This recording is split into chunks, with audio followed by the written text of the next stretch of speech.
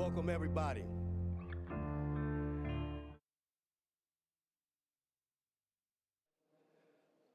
To Adachi family, to the wife, his daughter, his parents. Also, to the Sata family and everybody else who's here, Mayor Breed, all the district supervisors, all his other family, the public defenders. There's a whole lot of important people here today, but we all know Jeff, everybody was important to Jeff. From everybody in the back to all the people at the top, everywhere, Jeff knew that everybody was important. And so I want to say good morning to everybody and welcome. All right, give yourselves a hand. Come on now. Jeff don't want nothing dead up in here. Come on. So, I don't know if you guys noticed the last time when we did Jeff's rally march the other day, they said it was going to be rainstorms, it was going to be winds. When we did his candle vigil and we did his walk through the TL, not one rain or drop came out that sky. I don't know if y'all remember that. That was Jeff holding it up, and that's the grace of God. That's what he does. So, my name is Rudy Corpus. I'm the founder and executive director of a violence prevention organization that was created 25 years ago in San Francisco. The United Players, the mighty, mighty United Players. That's right, that started from gang violence, that started from the streets. And Jeff was one of my homeboys that actually supported us. He was on our board. But more importantly, Jeff was about the people. He was a fierce fighter. Jeff fought for the have-nots. Jeff fought for the people, man, who couldn't stand up straight. Jeff fought for the people who wouldn't stand up for. And so my brother Jeff, you see him on the screen looking clean as Clorox like always. Got his hair greased back. I just got to say though, on behalf of the Adachi family and the Sata family, welcome everybody. We have to make sure we bring up a lot of people to speak up. At this time, I welcome to the stage Reverend Bob from the Buddhist Church of Sacramento, who will offer an opening prayer. I ask everybody, can you please stand? Thank you, Reverend Bob. Thank you, Rudy. Actually, I don't mind if everyone's seated. So let's take a seat and relax. I think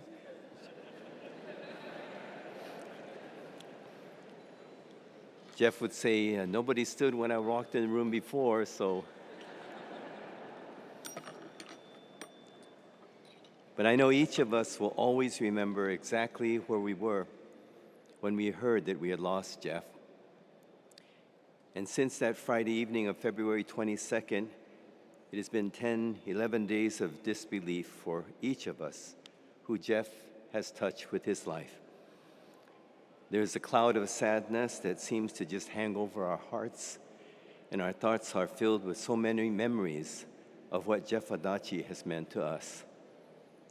In the past days, I've encountered so many members of his extensive family and family of friends, all of us, unable to accept the reality that he is gone, feeling, how can this be so? Asking, was there nothing more that could have been done? We have moved numbly through the days, feeling this is just a terrible dream from which we cannot awaken. How much more so for Mutsuko and Lauren, for Sam and Gladys, his parents, for Stan, his brother. How much more so for all of Jeff's extended family who saw and worked with him on so many projects and programs. So young at only 59, we cannot help but feel that he should have had many, many more years of life to fill. It just doesn't seem fair. We tend to feel that youth is synonymous with life, and the younger we are, the more we have a right to live. But as we are taught in Buddhism, from the time we're born, there is no guarantee of even one day of life. Each day is a gift, not to be taken for granted. We know this. In our minds, we know this. but in our hearts, always we wish it did not have to be so. No one would have thought, as we ended last year, that 53 days into the new year, we would be without Jeff. Today, we come together to miss and mourn him, to help each other and hold each other, and together honor him with our tears of love and appreciation. Within our sadness, there's a deep awareness that we must not take for granted the time we have together. And every opportunity to appreciate the people we love is one to treasure. In knowing loss, our eyes of enlightenment are opened, and we realize again that if someone has shown us kindness, let us thank them now. If there is someone we care for, let us appreciate them now.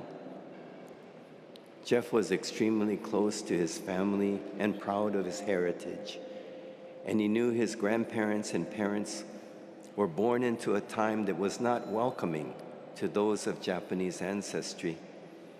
But he watched them work hard, overcoming obstacles of social prejudice and institutionalized racism, to give he and his brother Stan every opportunity to succeed in an environment that was not nurturing to people of color. But Jeff also knew that each of us was born with a wonderful and unique life in a time not of our choosing. He knew that we must learn to accept our unique circumstances and do the best we can, to live the best we can, always doing the best we can. This was Jeff, and I remember feeling about 10 years ago that he was just hitting his stride, and he was entering what I felt would be the most productive and meaningful years of his life. My wife Patty and I have been, for the past 3 years, the chaplains for the California State Assembly. We were there last Monday when the Assembly adjourned in Jeff's memory, and we were so moved when Assembly Member David Chu spoke personally of his first encounter with Jeff. David said, he was in a courtroom when this man entered the room, and there was an energy about him that was unmistakable. He had to ask someone, who is that guy? It was Jeff Adachi. Then he added, Jeff Adachi was a force of nature. Of that, there is no doubt.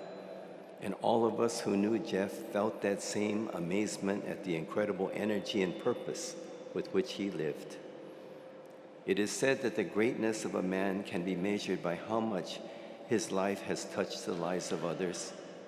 When a baby is born, amid the joy, only the baby cries.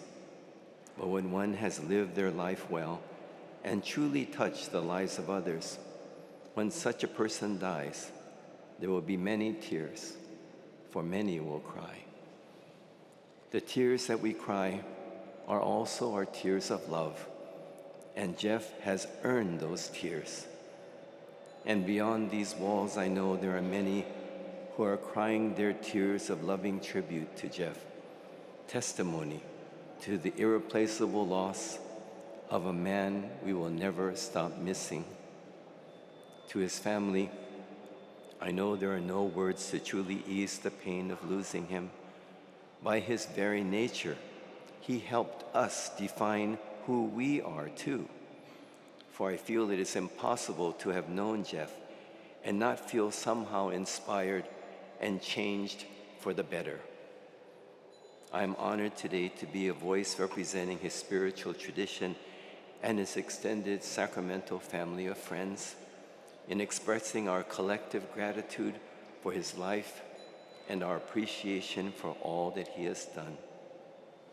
In opening our service for Jeff this morning, would you please join me closing our eyes and have a moment of thoughtful reflection. Throughout these past 11 days, thoughts of Jeff have weighed heavy on my mind and in my heart. To me, he embodied the essence of what the great masters have encouraged through the ages. The Buddha encouraged for us to become selfless. Chuang Tzu understood that true leadership is in creating leaders. And my favorite quote by the Persian spiritual poet Rumi, one that I feel describes the essence of Jeff Adachi, is this. Rumi wrote, "When we stop admiring ourselves, then all that we do will become admirable." To me, this was Jeff Adachi. Namo Amida Butsu, with kindness and gratitude beyond words.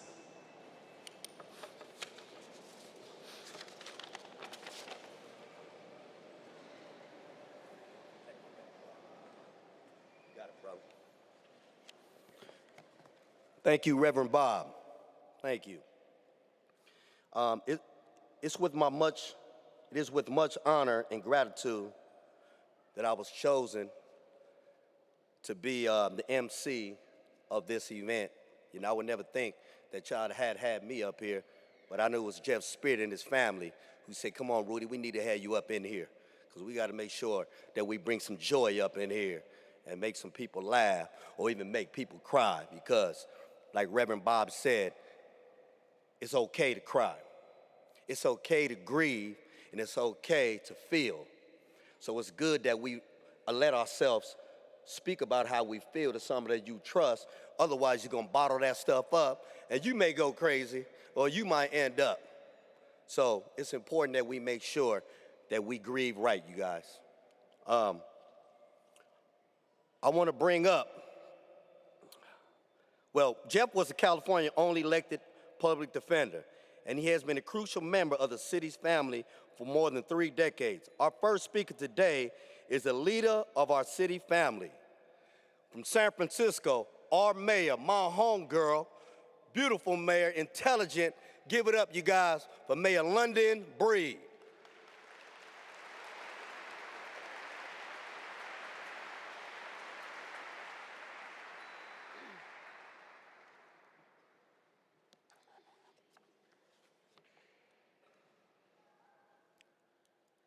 Hello, everyone.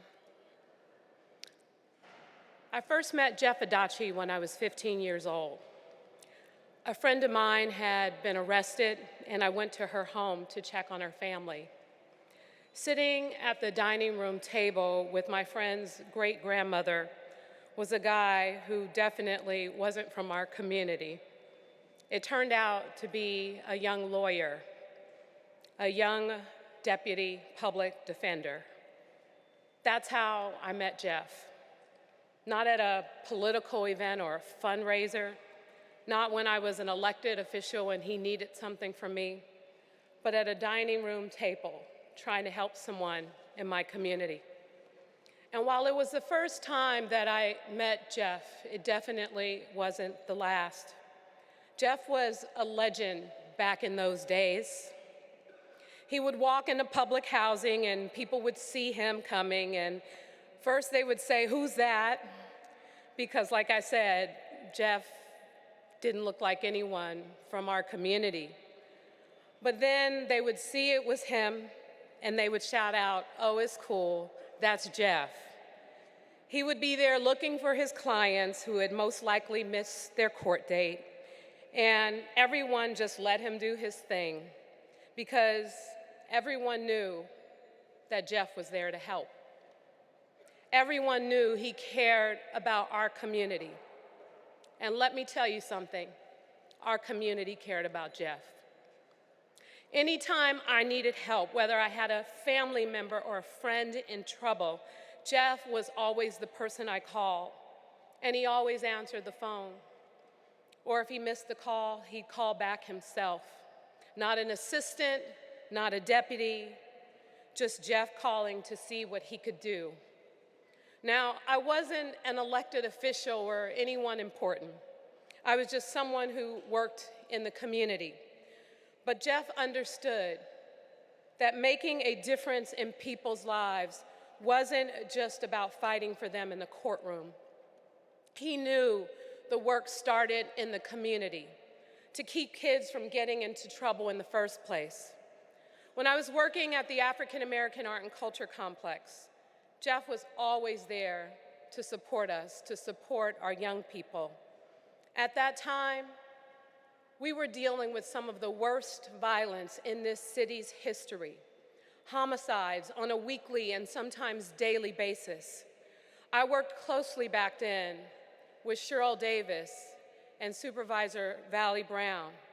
He called us the Three Amigos. We worked hard to improve public safety in the Western Addition, and Jeff was right by our side. He started the Mo Magic and the Be Magic programs.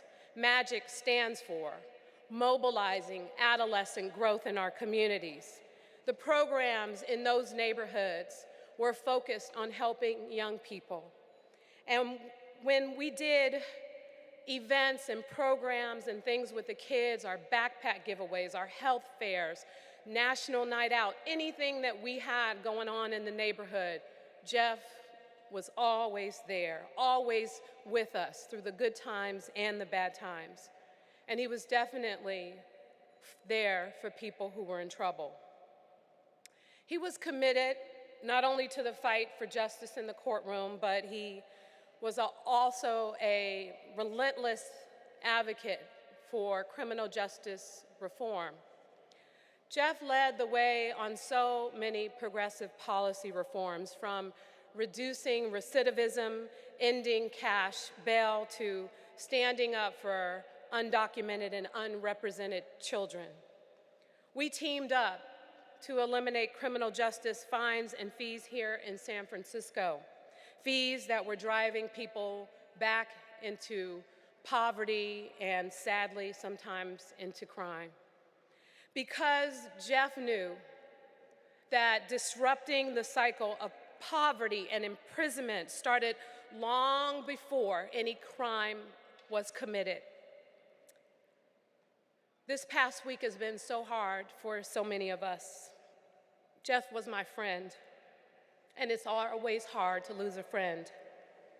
But even more than that, Jeff was a champion for my community.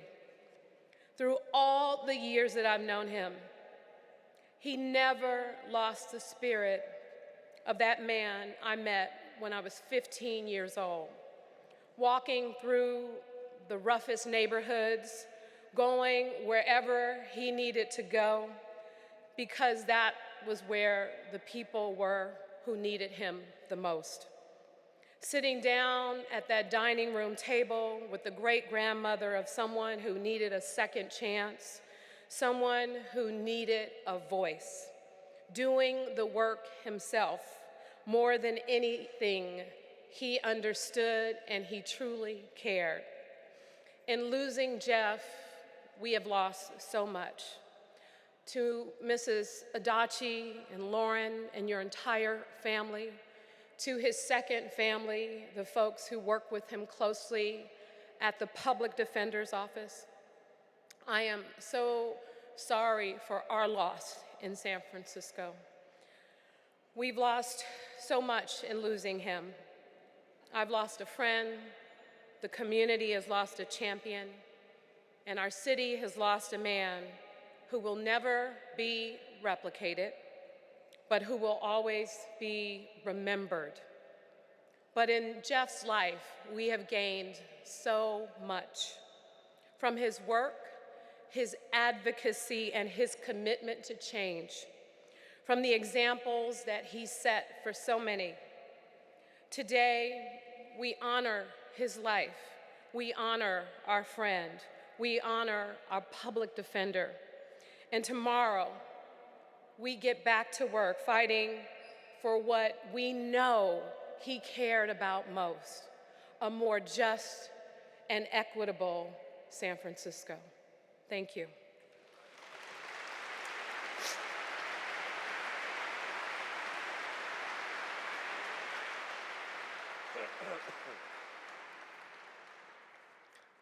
Thank you, Mayor London Breed. Thank you.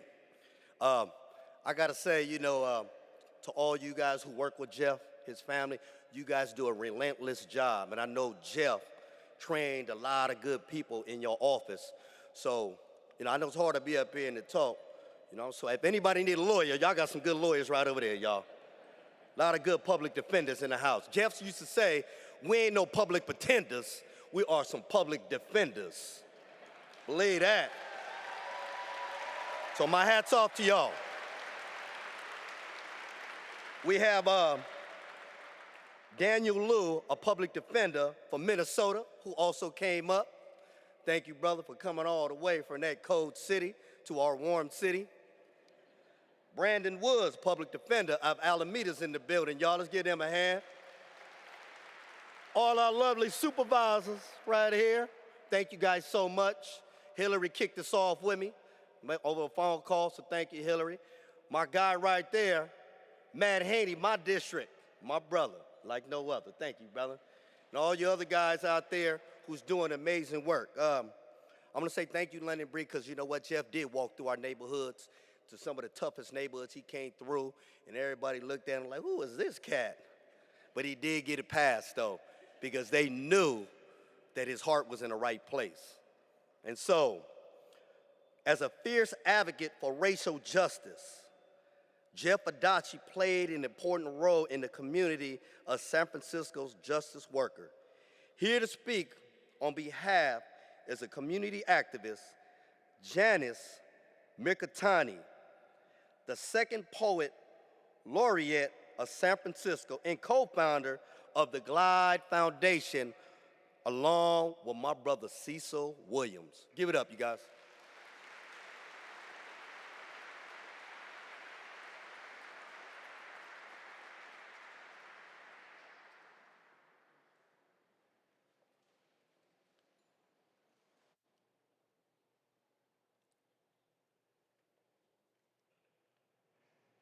It's a very great honor for me to be part of this memorial. Cecil and I and the Glide family offer our condolences and prayers to Mitsuko and daughter Lauren and the entire Adachi Sata family. The Glide family has respected and supported Jeff Adachi's legacy of being a warrior for the underserved and the marginalized, and we share his passion to provide equal justice for all. He will be sorely missed. This is a poem for Jeff Adachi. In many cultures, salt is a symbol of wisdom, sharp wit, peace, warding off evil spirits. It is said to shrivel envy and pettiness that tries to diminish the truth and integrity. Jeff Adachi, I think of you as like salt. Salt is basic to our taste, substantial and essential. We crave salt to balance fluid in our bodies, flavor our lives, preserve what feeds us, heals wounds. Sumo wrestlers, before a match, throw salt as a ritual to ward off evil and purify the event and show respect. Gandhi marched to the sea with thousands to demand their right for salt without taxation, and those thousands held their salt to defy evil empires. Jeff, I believe you thought of justice as salt, a right, not a privilege for the rich, a right for access to representation, respect for the voiceless. Your legend of daring love will live for generations to come, because the salt that falls from your hands gives us traction on icy roads of inequality. You have taught us that the tighter the fist that chokes justice, we, the salt of the earth, create solidarity. Your work for endangered youth, immigrants, the poor, like salt, warded off neglect, evil intent, and injustice. So, Jeff, as we honor you, we weep, releasing salt to our eyes. Thank you.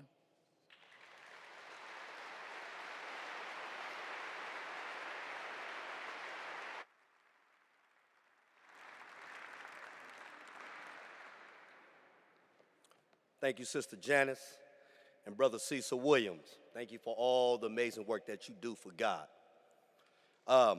Yes. Y'all didn't know I was a part of Glide Memorial back in the days when I used to live that life. I was on the Facts on Cracks program in the 80s, man. So I just want to say thank you, because look at me now, 30 years later, player. I'm pushing like a pregnant woman, huh?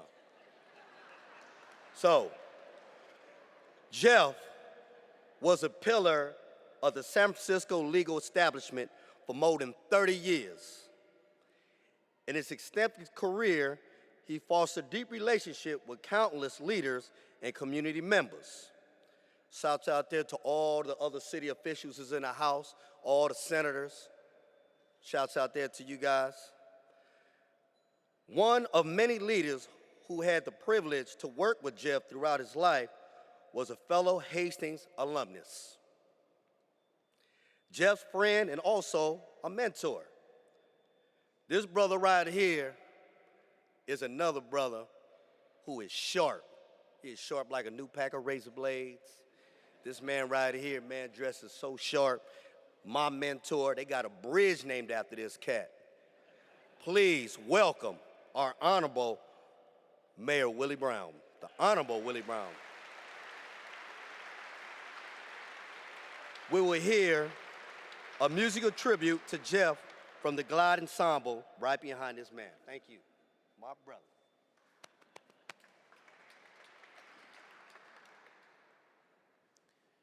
I don't know who chose Rudy.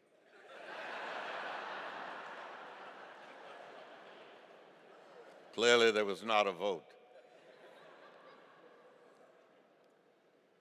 To the Adachi family, and to all those public defenders and the people who work in the public defender's office, you, for sure, have heard, and I'm sure Jeff has told you, that he was my lawyer. Politicians should all have criminal defense lawyers. I understood that very clearly, and I only wanted the best. In my capacity as the mayor of this town, there was an occasion when then public defender Jeff Brown, and I knew all the public defenders from the time I first started practicing law back in the 50s. People I wanted to meet were the ones that I thought knew something about the law. I knew I didn't, and they were there every day. And so I knew every public defender, every head of that office. Jeff Brown bailed out. When he bailed out, it gave me the opportunity as the mayor to appoint. I didn't appoint my friend, Jeff Adachi. I appointed someone else. Jeff Adachi ran and won. Called me up and said, okay, I'm still your lawyer. I wondered aloud whether or not if I had a problem, would he negotiate a plea for me rather than defend me, as he has done so for so many people successfully. But he said, I want you to come to my swearing in. And I said, well, Jeff, wait a minute. I'll come to your swearing in, but I want to be anonymous at your swearing in. He said, no way. You'll never be anonymous in my life. You are the mayor of the city. You're my friend, and I want you there. And I came to your swearing in, and one or two of his people didn't like the fact that I was there. And Jeff said, if you don't like that he's here, you leave. That was the nature of who Jeff Adachi, for all of us, really was. He was a stand-up friend, a talented lawyer. He chose to be a criminal defense lawyer in the public section not for private, but in the public section and in the public way at every stage of his career during the time that he served all of us. He was a strong advocate for every aspect of what ought to be the rights of all the people. Mayor Breed said it so eloquently when she placed him first at a dining room table, looking out for somebody who had no other access to equal justice under the law through the advocacy of a quality criminal defense lawyer. Jeff Adachi was all of that. My many, many breakfasts with Jeff Adachi were always wonderful because Jeff was also incredibly generous. Jeff would show up and give you a tie. I always knew that it was going to cost me eventually, but I would take the tie and start to wear it. And when I wore it, Jeff loved every second of my wearing his tie. Wilkes Bashford screamed about it, but Jeff advocated and gave it and did all of what he should do to make life better for others. Yes, as Mayor Breed said, we're really going to miss Jeff Adachi because I had a second relationship with Jeff Adachi. Jeff Adachi, had he not been a lawyer, had he not been so gifted, had the Lord not decided that he should be that advocate, would have been a movie maker. He knew how I wanted to be an actor, and I wanted to be a movie maker as well. We spent more time discussing movies and the content of movies and judging movies than we did anything else. I always wondered at some point, Jeff retired, and if he'd become a movie maker, maybe I would get a role better than that which Francis Ford Coppola gave me, and The Godfather or some of the others.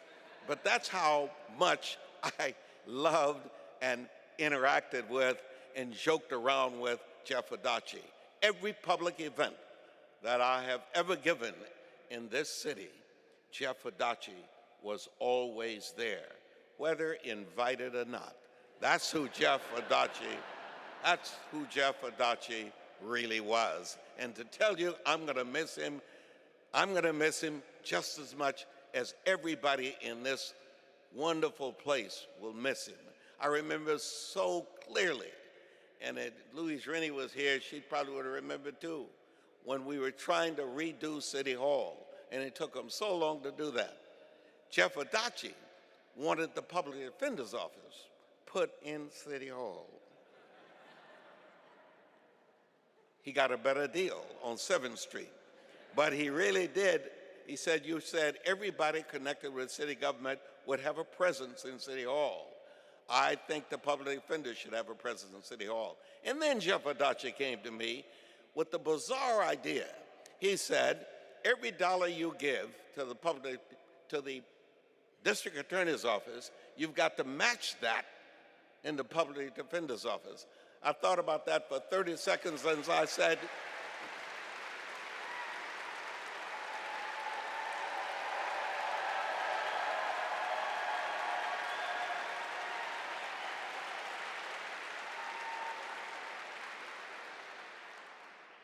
that's how he got it out of me.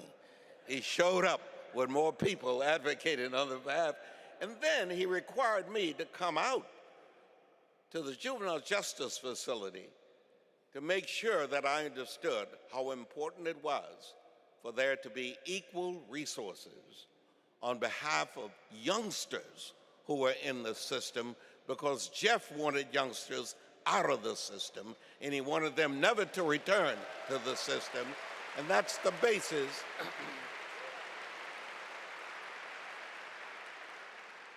And so now you understand why I always knew if there was ever an occasion when either Dennis came after me or George came after me, I had my big brother, Jeff Adachi.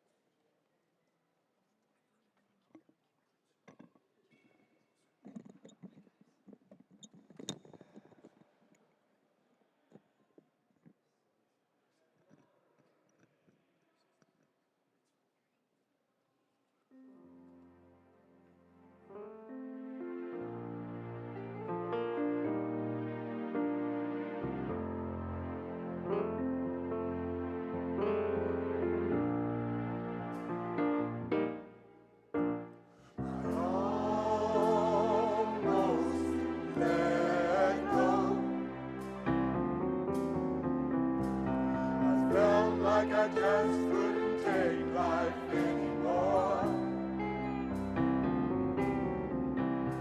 My problems had me bound, depression weighed me down, but God held me close, so I wouldn't let go. God's mercy kept me, so I wouldn't let go.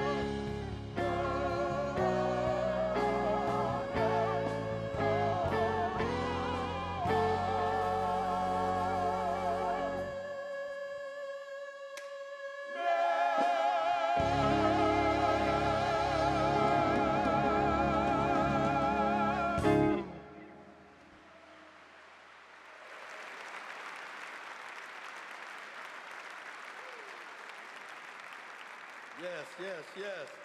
Thank you, Mayor Brown, from those moving remarks. And also thank you to the Glide Ensemble and Change Band for that beautiful tribute, you guys. That was very soulful. Very nice. So I just wanted to say real quick, and I know Jeff, man, he might be mad at me about this, though. How many of y'all seen Jeff dance? Yeah, Jeff, he was soulful, wasn't he? And I shared this with the family and everybody last week. Jeff used to go out and dance. Y'all know Jeff, he'll get out there and he'll be so happy and free when he danced, y'all. He loved him some Stevie Wonder. He loved him some Motown.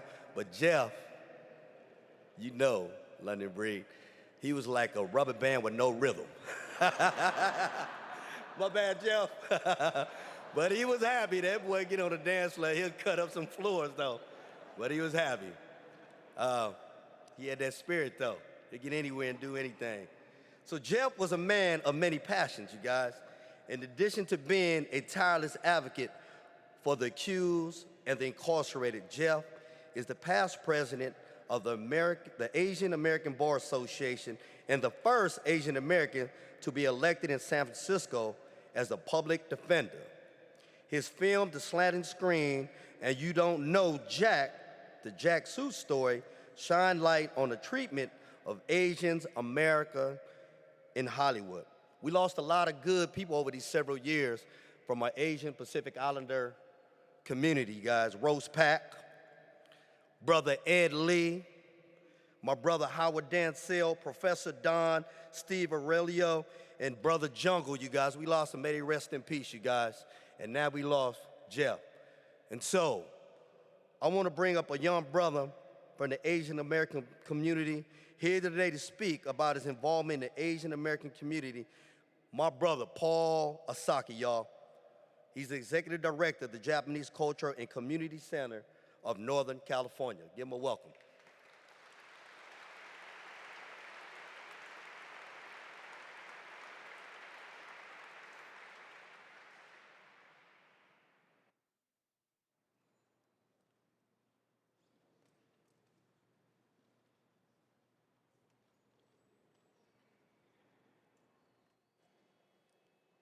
That was one of Jeff's dance moves, just like that. He said, take your time, player.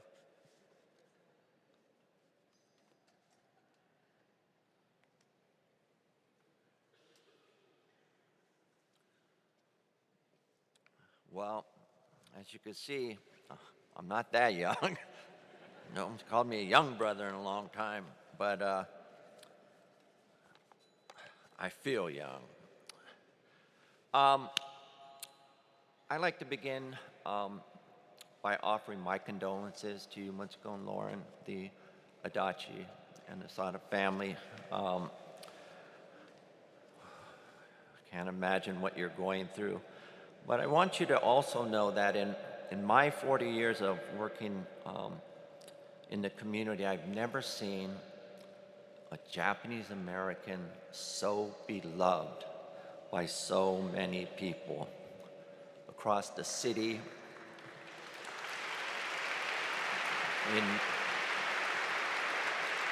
in neighborhoods and district, ethnic communities and individuals. He was so loved. So thank you for sharing Jeff with us. I really don't know Jeff, the public defender. I know Jeff, the community guy, Jeff, the let's go have a drink guy, Jeff, the friend. And so I'm going to talk about him from the perspective of the community. When news first started to spread throughout the Japantown community about Jeff's passing, everything stopped. People in utter shock. It was as if you can feel the hearts break of an entire community. Like many others throughout this city, we are still in disbelief, not quite sure what to do. There's a sense of immeasurable loss. We only know how blessed we are and how fortunate we are to have had Jeff as part of our lives and is part of the Japantown community. Jeff was my hero. He was Japantown's hero. He was always there for us, and he never said no. And he was there at almost every event or cause that we needed him to be at. Jeff was like our Japanese-American Sansei Superman, seeking truth, justice, and in search of the American way.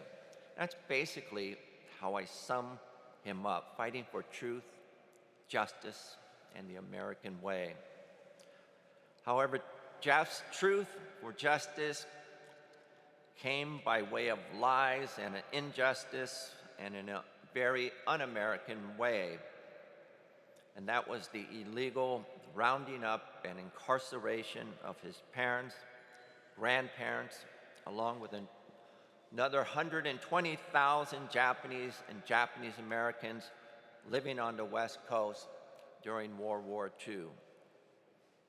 That injustice based on lies and a violation of our constitutional rights, he said, was one of the factors that led him to become a criminal defense attorney, so that he can fight for justice for all, find truth in lies and cover-ups, and give a voice who don't have a voice, and to ensure the protections of the constitutions and make sure that they apply to everyone. I first met Jeff when I was working part-time at the Japanese Community Youth Council. I remember when I first met him, I wasn't quite sure what to make of him because he had slick back hair, much more than you see now. And he was dressed up in like this Bruce Lee kind of wardrobe. You know, and it wasn't Halloween, so he actually liked this. He was wearing like a white tank top, so I could see his tattoo. I called it ugly, but his tattoo. And he was wearing blue sweats and something that looked like kung fu shoes. I thought it was odd, especially for a Japanese American, but I didn't say anything because I could tell he thought it was very cool. And because there actually could have been a chance that he did know kung fu and can kick my butt. Jeff was not your typical Japanese American male. He couldn't shoot a basketball. He enjoyed public speaking. He ran for political office. He had no problems asking people for money. He challenged authority. He said what was on his mind. And he had a tattoo before tattoos were mainstream. And he liked to wear suspenders. You know, I should have asked for permission, but I was reading this article in the paper, and it was about how Jeff's mom describes him when he was growing up. And it was in SFGate, and I wanted to share that with you because it was really Jeff's beginnings. And as we celebrate his life, to share some background of the maybe Jeff Adachi we don't know. And she told the reporters that Jeff never cared about being mainstream. His mother Gladys recalled that her son didn't want to play baseball like the other Sacramento boys. Instead, he enjoyed intellectual, solitary pursuits, including reading, writing, and stamp collecting. That's also why you wasn't your typical Japanese American male. I don't know anyone who collects stamps. As a 6-year-old boy, he even authored books titled The History of Stamp Collecting and The History of Coin Collecting. He'd staple them together and sell them to his aunties and uncles for 10 cents a piece. This one really got me. So while in high school, he earned money plucking feathers from ducks for hunters. and spend that cash on stamps while his friends spent their money on going out to dates. So you could kind of see Jeff's beginnings of a writer, an author, a publisher, but you can also see how coming to San Francisco really changed his life. And it began in 1978 when he became involved with the Cho Soo Lee Defense Committee. The case involved a Korean immigrant man who was wrongfully convicted of a murder in San Francisco's Chinatown. His work on the Free Cho Soo Lee movement would have life-changing, altering impacts on Jeff's life. And he accounts for it to be his career path for fighting for justice. I remember he gave me this Free Cho Soo Lee bumper sticker, and I wore it on had it on my car. Some people had no idea what it was, but I had it on there until I actually gave my car up. It was around that time in 1978 that was also his introduction to the San Francisco Japantown community. Steve Nakajo recalls giving him a broom to clean up the street as a volunteer for Neomachi Street Fair. I started calling Jeff Superman when we had to save the Japantown rally on the steps of City Hall. He was supposed to speak, but he was late, and he was holding things up. And all of a sudden, I see him running down the street. He's taking off his suit jacket. He runs up. He says, "Give me a Save Japantown t-shirt." He puts it on, and he's right up at the stage, and he's talking. This all happened like in about 5 to 10 seconds. He looked literally like Superman running down the street. The other reason I would kid and call him Superman was I was always calling him to help me save something. Save Japantown Bowl. Save Japantown when it was being sold. Save Japantown festivals when they were being threatened. He was always our big gun, our loudest voice, our secret weapon that we had come out when we needed him most. No matter what it was, he was always just a phone call, a text, or an email away. Jeff's love did not just center around the courtroom. As you know, Jeff had a deep love for the arts. As Mayor Brown said, if he didn't become an attorney, he probably would have become a producer, a director, a writer, or maybe even a kung fu star. He was an advocate for the arts to break down stereotypes and support Asian American artists. He served on the board of the Asian American Theater Company, and he established the Asian American Arts Foundation and created an event called the Golden Ring Awards, which was like our Asian American Oscars, Emmys, and Grammys all rolled up into one.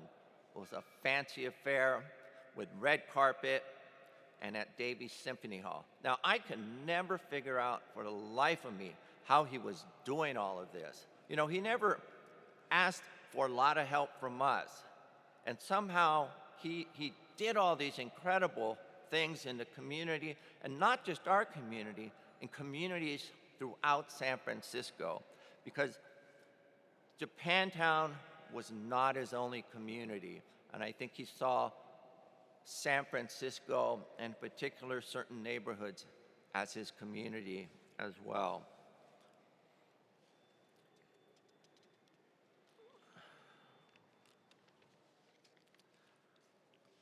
Somewhere, somehow, he found the time to also make documentaries. You know, you talk to people who make documentaries for a living, and it's a 60-hour-a-week, a day job. And somehow Jeff found the time to do this. And they were real movies, you know, with scripts and directors, interviews, lighting. I mean, he did the whole thing. His first one was called Slanted Doors, addressing Asian American male stereotypes in Hollywood. We used to talk a lot about that because if you walk into my office, it's like a Japanese American museum. I have pictures up of old athletes, of movie stars, many that he featured in his film. And I also have a collection of toys in my office, like a whole shelf full of toys. And he would come in and he would look at them, and I knew he loved collecting.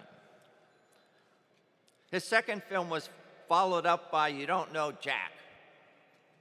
And it's not about Jack Kevorkian, although if you Google You Don't Know Jack, that's the movie that pops up. It was about Jack Sue, who was a Japanese-American comedian, actor, and singer during the 1950s and 1980s. So getting to collecting, Jeff was kind of quirky that way, and he also liked to collect things, whether they're stamps or coins when he was little. But as some of you may or may not know, he had the largest collection of Godzilla dolls in the United States. He started collecting them in 1990 when his father bought him his first Godzilla for his birthday.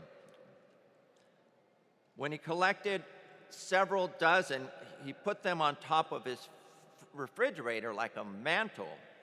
But once they soon outgrowed, and he had to accord a whole room to his Godzillas. Jeff said when eBay was born, he was free to shop for Godzillas at any time or any place, and that he did go a little crazy. Jeff's collection stands at about 200 Godzillas of all shapes and sizes, one of his favorite being one that's about 3 feet tall with a 4-foot-long tail.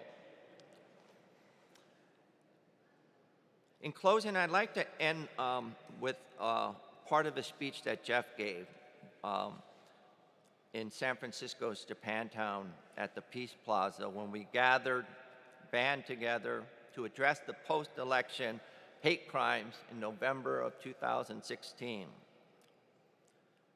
Jeff stressed that those gathered at the Unity for Compassion vigil was not just speak, but we must also act. Holding a candle in the air, he said, you know what? We must all become public defenders now. We got to make sure that we defend our Constitution. We got to make sure that we defend our brothers and sisters in harm's way. And we have to make sure that we defend our humanity, because that's what's at stake for our country. Thank you, Jeff, for your love, for your friendship. We will never, ever forget you. Thank you.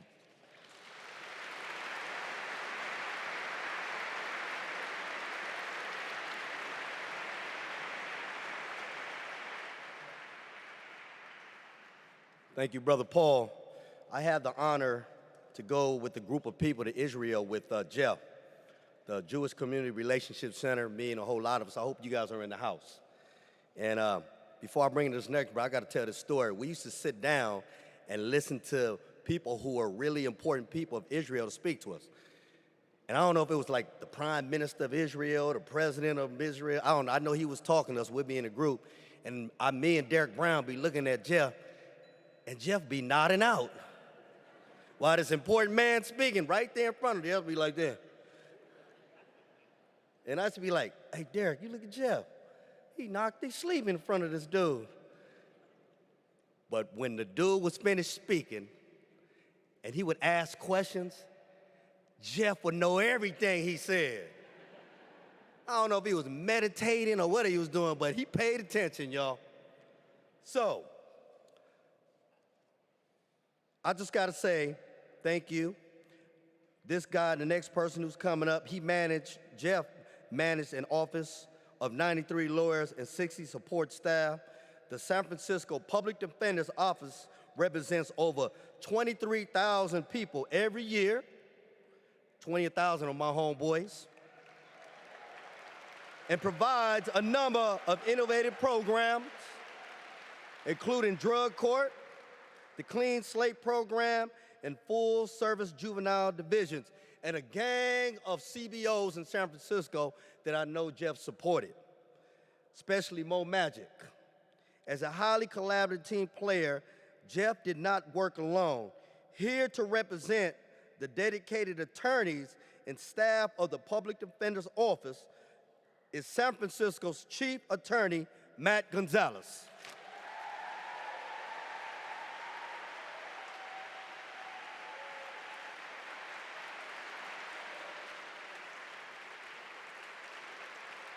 So good to see everyone. So, thank you. It is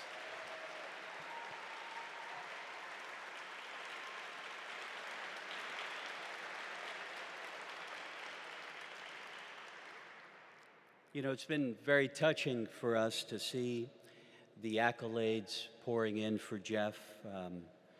The protector of the poor, the champion of social justice. At a vigil in front of our office last week, I said, in the 28 years that I knew Jeff, I never saw him run away from injustice. Rather, he ran towards it. It was something that he wanted to combat.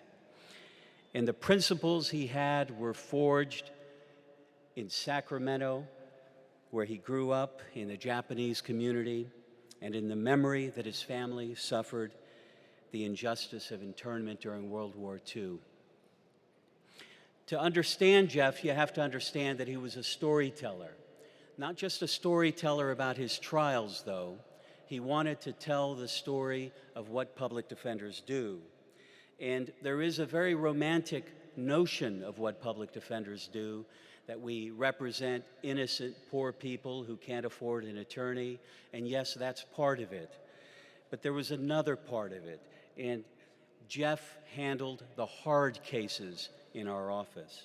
I'm talking about cases where he represented people who have caused serious injury, even the loss of life, whether intentionally, whether a result of recklessness, or when the accused is simply in close proximity to a chain of events that results in that harm. Cases where people say or ask, how could you represent those people?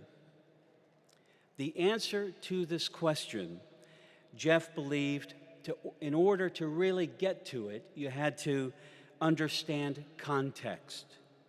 You had to think about the lack of opportunity the accused might have experienced, maybe the violence in their neighborhoods, the substance abuse there, the adversity, the trauma that they had to contend with, whatever it might be.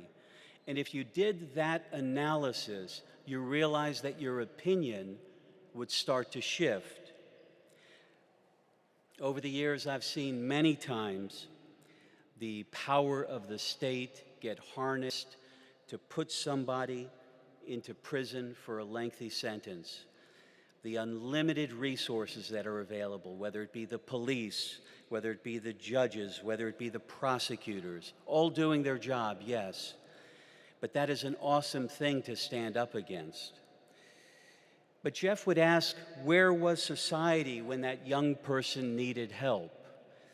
Where were they when that young kid, didn't have lunch money, or the family was breaking up, or the educational and job opportunities weren't there? When there wasn't money for a young person to even go see a movie at the theater. And Jeff was about exposing that hypocrisy. Now, if you do that, your ability to judge someone changes, because you and I bear responsibility as we live our lives of comfort. And it's all about our collective failure to protect the vulnerable, the victims, and the accused. Now, of course, you always hear about the cases where people lift themselves up from their bootstraps and are able to make it. But Jeff believed those stories got told precisely because they were the exception. How did Jeff come to understand this? The public defenders in this room know what I'm talking about. You go to jail to meet someone charged with a crime. You physically touch them, you sit down in close proximity, you breathe the same air, you look at each other's eyes, and you try to reach understanding. You try to get to a point of empathy, and during that process, there's a bond of intimacy that is created that is real. Meanwhile, it's often the case that society relegates the accused to the trash. They think someone has forfeited their humanity because of their crimes or the proximity to them. Most people want to measure the accused at their worst moment, but Jeff wanted to measure people by their potential. Now, if the criminal justice system could be fixed by repairing past damage, it would be easy to work in it. We would all sign up for it because we would want to do everything we could to make victims whole and to reverse whatever harm had been committed. But Jeff believed that having empathy for the accused did not betray victims, for whom we also must grieve for.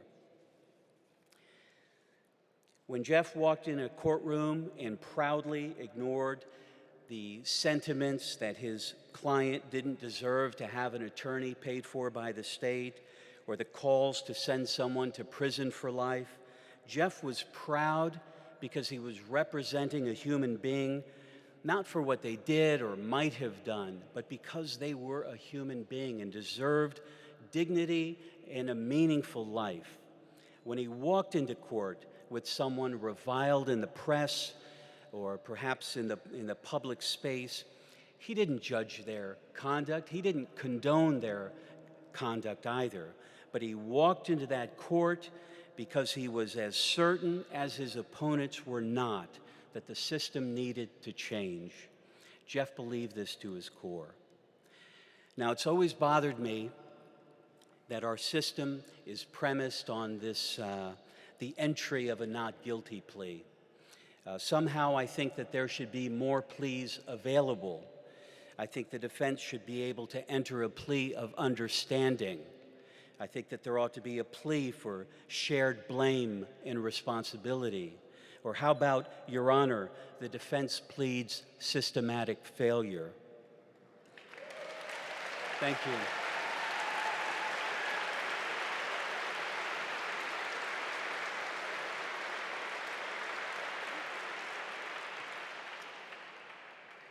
Jeff's enemies think they are on the higher moral ground, but he was trying to make the world a more just and egalitarian place where acknowledging mistakes don't define someone's worth or their capacity for redemption. For this work, Jeff was reviled by some, but he inspired many others. And on behalf of all the public defenders here, from the past to the present, we have our former public defender, Jeff Brown, and the Chief Attorney, Peter Keene. I extend to you, Mutzko and Lauren, my most sincere condolences, and to Sam and Gladys, and to Stan, of course, and to the Adachi and Sada family. Jeff was a beautiful man who, after a life of so much action, deserves to rest in peace. Thank you.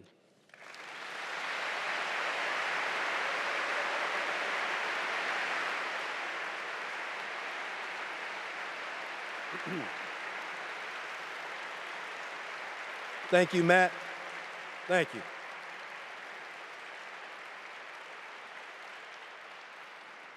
If you see a lot of the guys walking around in United Player jackets or shirts, Every single one of those dudes did a life sentence in prison, and those are all Jeff's homeboys.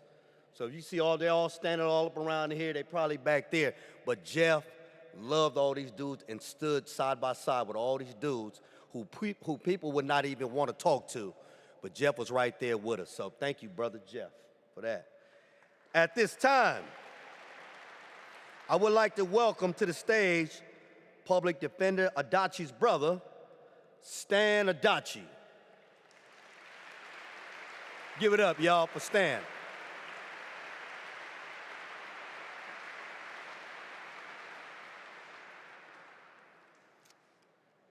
All I can say is wow. Pretty impressive.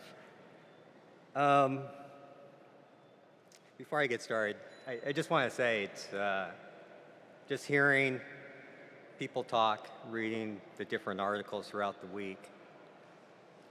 I got a different perspective of my brother. You know, when we were together, it was always about family. It was about, you know, really what family and brothers talk about. And a lot of what I heard this week and his impact to the community, Jeff never really talked a lot about. And it's just amazed me this week. And I learned a lot. On behalf of myself, our parents, Sam and Gladys, Jeff's wife and daughter, Mutsuko and Lauren, and the rest of our family, I want to thank Mayor Breed, the wonderful city of San Francisco, the world's best public defender's office in San Francisco. Absolutely.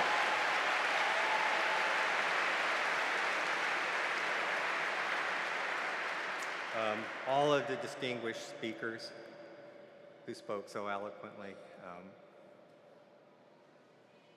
Mayor Brown, I understand you also had a loss in your family, and our condolences to you. And thank you for being here today with us. And to our special guests, and to Martha Cohen and her staff, who helped us so much to pull this together. And from everyone here from far and wide, who have come here today to share and celebrate in my brother's, Jeff's, life. We love Jeff as a husband, father, son, brother, colleague, and friend. Jeff gave us strength in time of trouble, wisdom in time of uncertainty, and sharing in time of happiness. He was and will always remain by our side.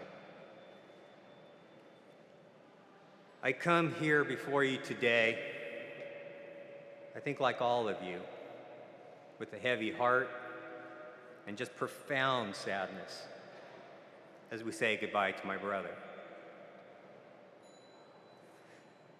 I think it is appropriate that we are here at San Francisco City Hall, in the heart of San Francisco, where Jeff began his political career, and a city, a community, and a people that my brother loved and cared for so deeply. Love is not an easy feeling to put into words, nor are words like loyalty, dedication, tenacity, passion, pride, courage, trust, or joy. But Jeff was all of these and just so much more. He loved life completely, and he lived it intensely. I can tell you that these attributes and the words you heard today are not just representations of Jeff's political persona, nor of recent development. but rather they run deep into the core of Jeff's being. It is who he is and what he always aspired to be. In elementary school, Jeff was an avid collector of monster models. I think to the point it had our mom a little worried about her son. In middle school and high school, Jeff delved, as you heard from Paul, in collecting stamps and coins. You heard about his newsletter. He also had a subscription, if anyone is interested. And always he started to learn to play the guitar. He always had an angle. He also started to learn martial arts, I think with the aspirations of becoming the next Bruce Lee. I know him and his friends used to shoot 8mm movies of themselves jumping off roofs for some reason. But to understand Jeff, one would only need to look at his massive Godzilla collection. Some call it passion. I call it obsession. It was also about this time he began to learn about and ask our parents about the Japanese internment and the Japanese-American experience. I think he struggled, like many of us, to make sense of how any government could intern its own citizens for no fault of their own, with exception to their race, color, or creed. I think it was a journey that would ultimately transform him. It was the beginning of Jeff's passion to serve his community and those who had lost their voices in society. He became an impassioned advocate, as you heard, for the Japanese internment reparations, and he joined the fight, as Paul mentioned, to seek justice for Chol Soo-lee. I still remember the day when my brother called home to tell my parents that he wanted to change majors at UC Berkeley from business management to Asian American studies. As you can imagine, our mom was absolutely beside herself, questioning what kind of career could Jeff ever have with a degree in Asian American studies. And after much discussion and debate, she finally relented. After my brother promised her that he would go to law school following his graduation. So perhaps you can say that the rest is history. But as I thought about it, I truly believe that practicing law and being the public defender, as much as he loved his job, as much as he loved the people he worked for and the people he represented, was always just a means to a greater end for Jeff. It allowed him the opportunity, as you have heard, where I believe he got the greatest gratification, pride, and joy, to fight for those without voices, to be a positive, persistent force within the community,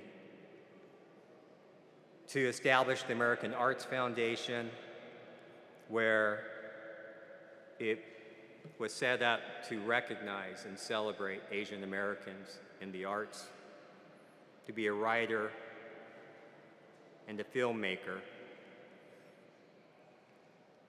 For my brother, his approach to life was always, always all or nothing. This is the way he lived, and this is how he leaves us today. For a life cut short, a life's mission yet to be completed, Jeff has now passed the torch to each and every one of us. I ask all of you to take a piece of Jeff's spirit. If you leave here today with anything, take a piece of his spirit. and bury it deep within your hearts and your soul. And live your lives with the same passion and love as Jeff lived his.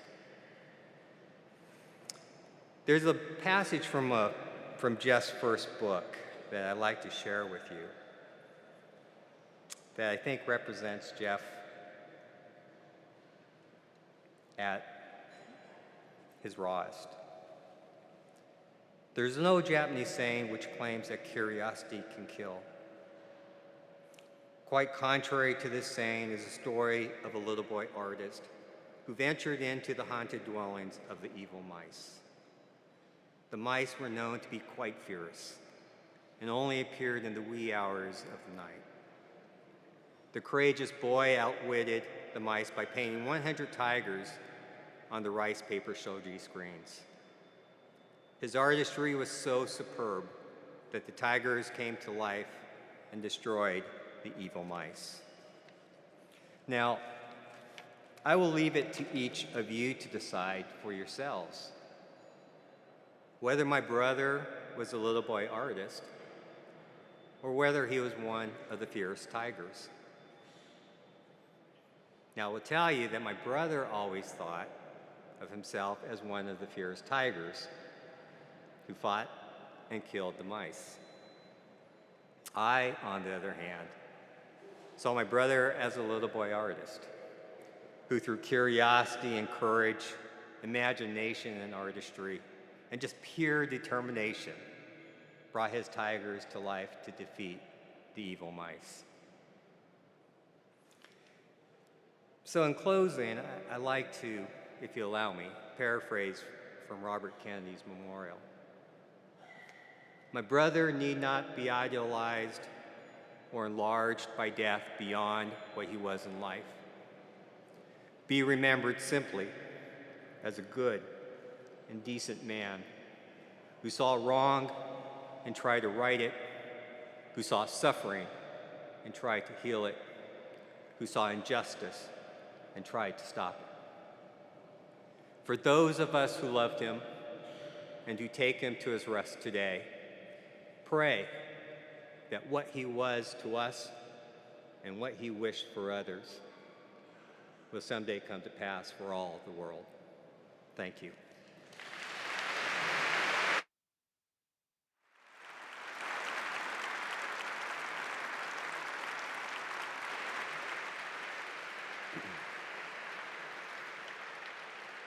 Thank you, Stan. Please know that the City and County of San Francisco joins you and your family in mourning during the loss of our public defender. We are honored by your presence today, Brother Stan, and your family. Jeff was a spirit of love, everybody. He's one of God's soldiers. I know, you know how there's a four-letter word that love is, L-O-V-E, but the way Jeff spelled it was straight N-O-P-E. He fought against and said no to the powers that be. And people, when you think of love, you think it's a soft word and it always means yes. Jeff meant no. And so he was standing for the spirit of love, and I truly believe that we honor his legacy by continue showing the love that Jeff showed. And so, ladies and gentlemen, on behalf of the Adachi and Sati family, I thank you for all attending this memorial service today for Jeff Adachi. I hope you would join Mayor Breed, Mayor Brown, and the members of all the board supervisors and everyone who spoke today in making a firm commitment by honoring Jeff by the way we live, to preserve the legacy of Jeff's life and for his work. So today we will be closing today's service with the benediction from Reverend Ron. You guys, please give it up for Reverend Ron.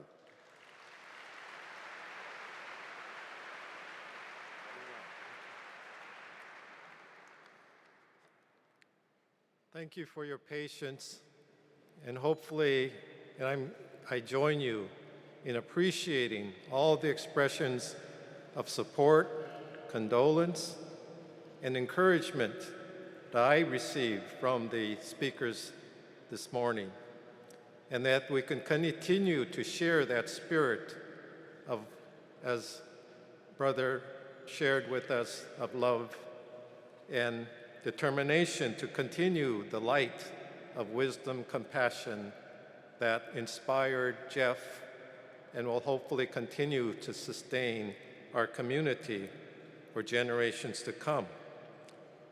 There's this little reflection about what's the difference between a Buddhist and a non-Buddhist? Well, the response is a non-Buddhist thinks there's a difference. And that's what I would hope we can appreciate. The differences are all things that we create in our heads. We make our own assumptions about the other.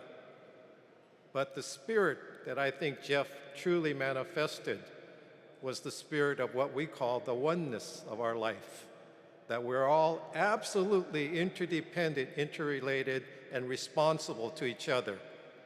So this is the light, this is the spirit that I hope we can affirm that we have been inspired from the life of Mr. Jeff Adachi. So with that, I would like to conclude with this closing reflection. And as Reverend Bob did, close with a meditation bell to bring us into our deep sense of connection.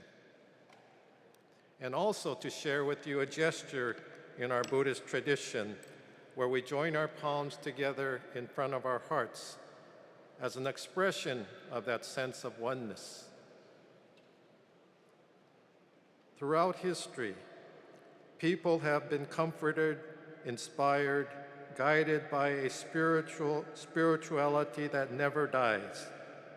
Today, we have come together in tribute to the life and spirit that Jeff Adachi, to offer comfort to his family, encourage each other to continue his legacy of service to others, not because it was politically expedient, but because he truly cared and was aware that everyone is not treated fairly and equally. Whether it is referred to as Buddha nature, Christ, Allah, Yahweh, should not matter. He has shown us that we all have something worthy and meaningful to realize and live up to in life. Rather than mourning our loss, let us celebrate and cherish what we have received through him in life. Within us, there is an intrinsic spirituality that aspires to realize a unity between secular and sacred. Regardless of means or expression, he has shown us that there is a timeless call or energy that can transform ignorance to awareness, suffering to joy, conflicts to peace, injustice to integrity. May we continue to affirm in tribute the maxim, as Jeff has shown us, it is better to light one little candle of justice than to curse the darkness.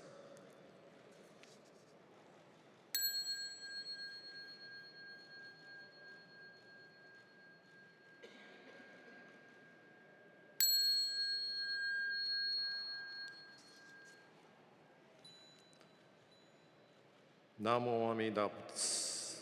I take refuge in the boundless, immeasurable spirit of wisdom and compassion that sustains all beings. In gratitude. Namo Amida Butsu. Namo Amida Butsu.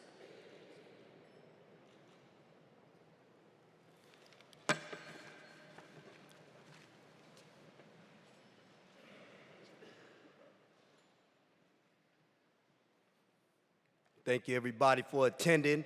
When I say Jeff, you say Adachi. Jeff. When I say Jeff, you say Adachi. Jeff. Jeff. May you rest in peace, brother. We love you. Thank you, God, for sending us a warrior for peace. Thank you.